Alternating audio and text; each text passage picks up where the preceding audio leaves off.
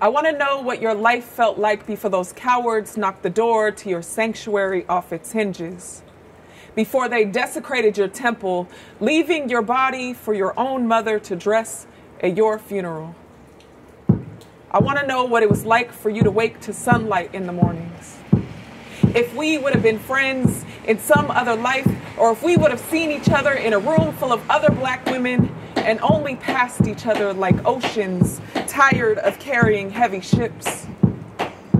I would like to ask you if people treated you like you were hard to love, your sublime skin a stain on their perfect lie.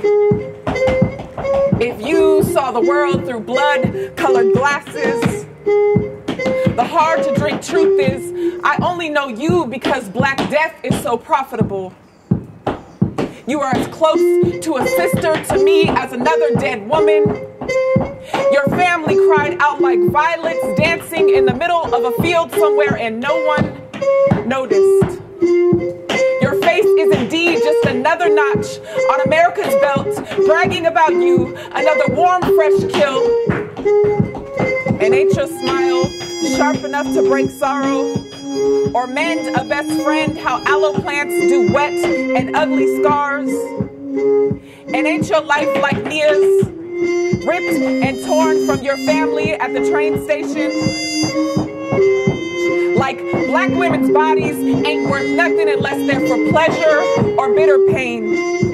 To good old America's bursting guts and ornate belts, are our minds any less goddess than Nefertiti? I want to know if you wore your heart on your sleeve, climbed out of your dreams in the morning with your hair resting in silk or satin bonnet.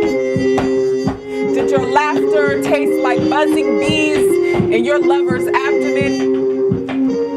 Were you honey on his lips? How was it for best friends to weep to you?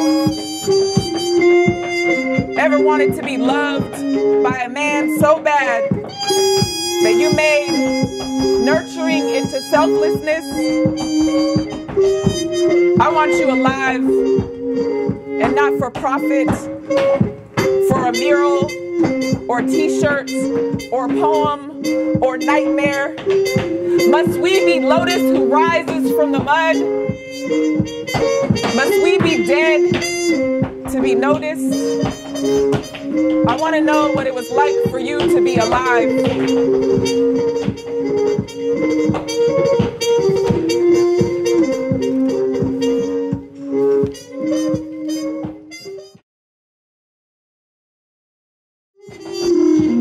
My daughter is beautiful. And like all daughters, I hope she understands this.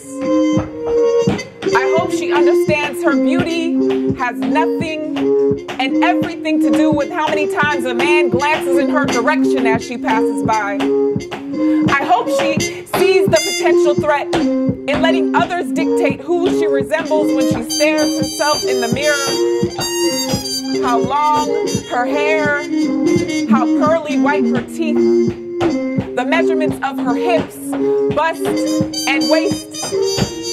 See, I'd rather she measure herself by the divinity of 21 grams, the amount of weight her soul weighs between here and eternity. I hope she refuses to be candy for anyone whose eye has a sweet tooth.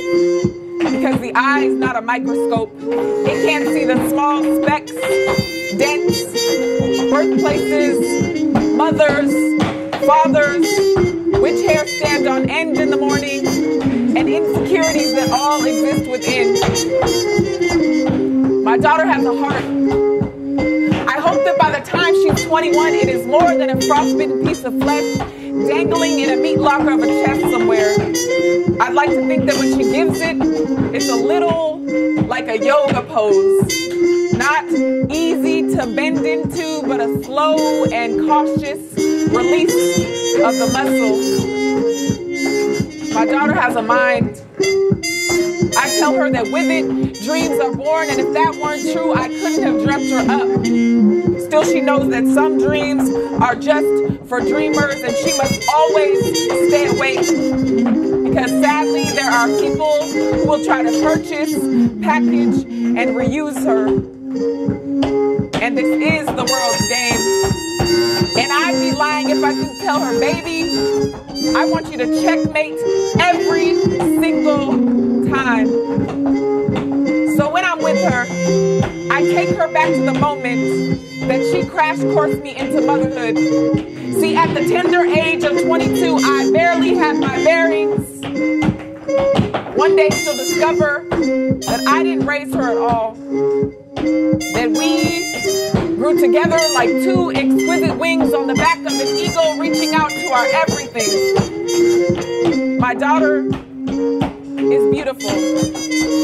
And like all daughters, I hope she understands this.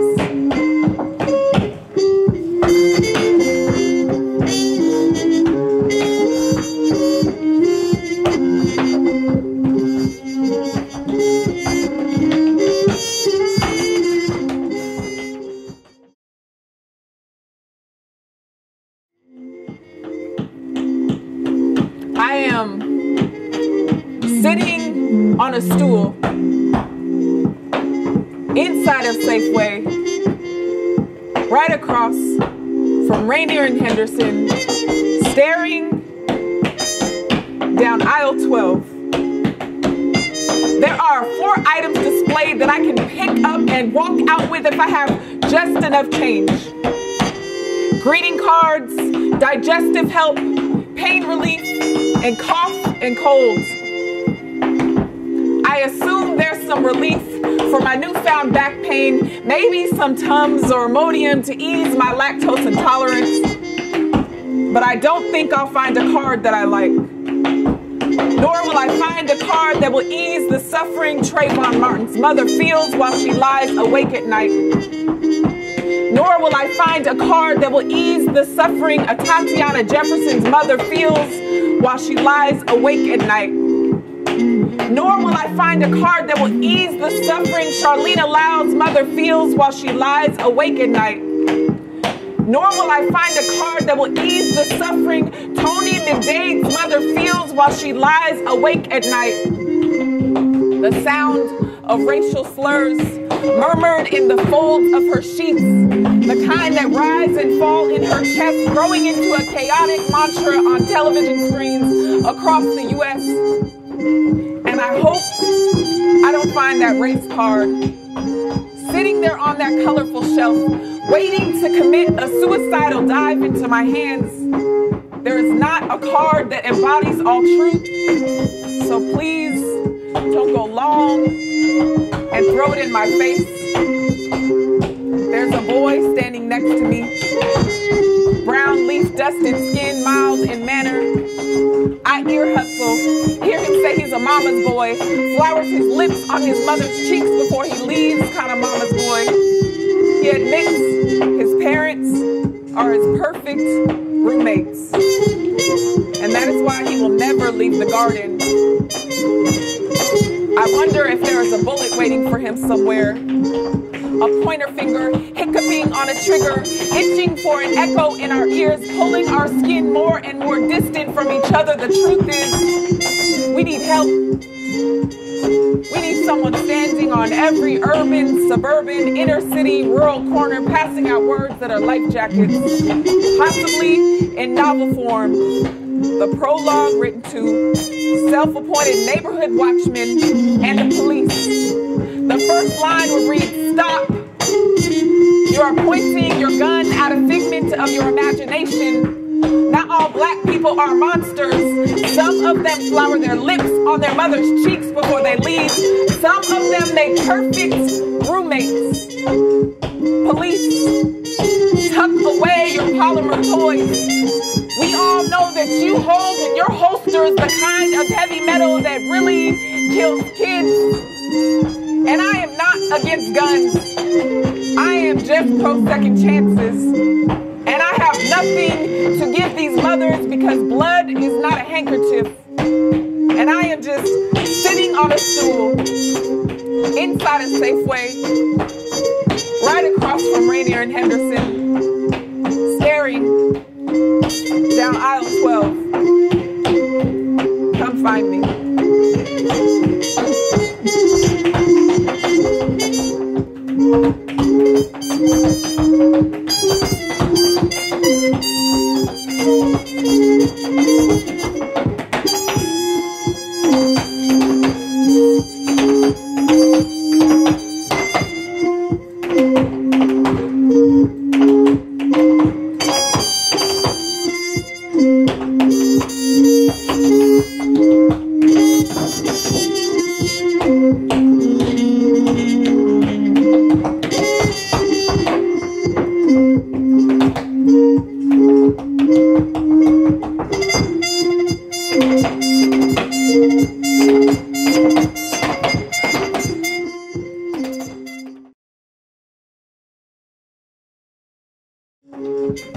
Scientists say we are at least 60% water. We are our ancestors' wildest dreams. It is no wonder we are melting glaciers and setting suns as bright as wildfire across the Amazon and California and California and California. We are flooded with centuries of unfinished business. And if our ancestors are still dreaming, I believe they would not hesitate to invite us into their nightmares too. A fragile and wanting nightmare, like cracked teeth begging for a smile, like sheets of ice in Antarctica retreating, screams escaping to the back of the throat, like the ocean absorbing the earth's fever for the body to catch and hold. The Mississippi Basin's love affair with this dying climate. And wild like the volatile waves who swallow your great mothers and fathers whole. The pale grief that wrap round necklines. But don't you remember the way the water does? The perfect memory eroding time. Precious arms and elbows flailing like tree arms in hurricanes. Chains and endless blue night sky rippling underwater. Tender, twinkling stars from heaven drifting into their open eyes. Maybe Saturn or Jupiter waving across their drowning chests. How the moon wanted so bad to taste their black skin that it shoved itself to the bottom of the sea so that it could sit with them. Doesn't this water taste different now? Thick as blood, choking on bullets, like Tamir's 12-year-old lungs filling up to the brim of this earth's mouth. Her kiss of death along shorelines. It is no wonder we are up to our necklines in debt. See, this water is unforgiving. It doesn't matter how much we refuse to reckon with our past or who it loves. If it isn't nurtured, it will become fresh with poison. Did you think a pure White House and fresh reef-colored paper would protect you from flooding? We are all just a few degrees separate from someone's slave, someone's master, waiting in this water curtsying to ward off demons, while this water is still rising, still a fraction of a human, still remembering.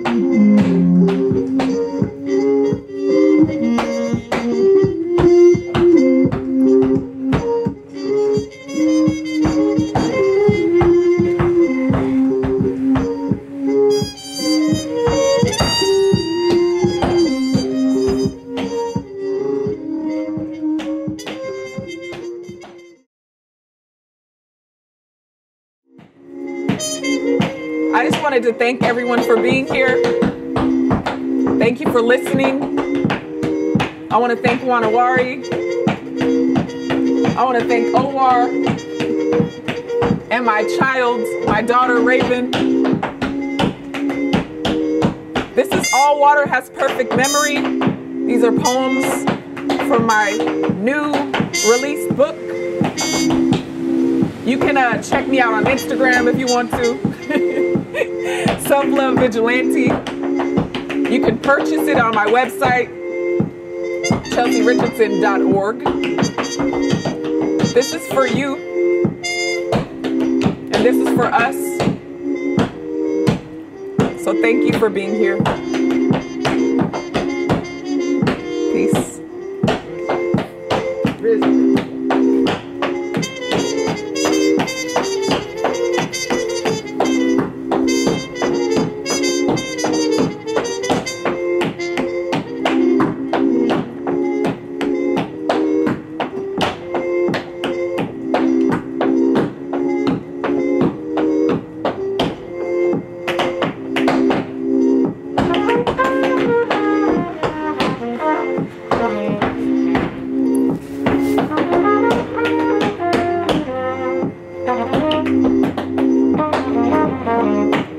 Thank you.